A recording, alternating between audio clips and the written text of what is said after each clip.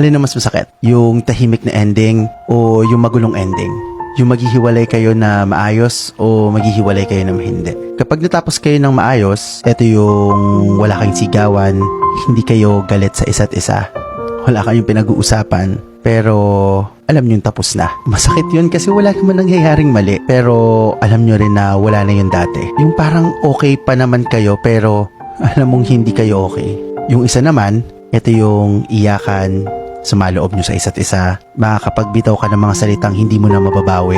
Masakit din yun kasi hindi lang yung tao yung nawala, pati yung respeto nyo sa isa't isa at respeto nyo sa relasyon. Pero alam mo, kung tutuusin, pareho siyang mabigat. Sa good, masakit pero alam mong malungkot kasi tahimik. Sa kabila naman, sakit din kasi ang gulo. Tapos naiwanan ka ng puro heartbreaks or heartaches.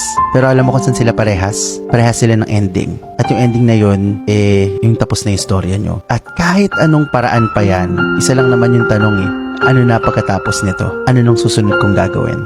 Paano ako bukas ng umaga?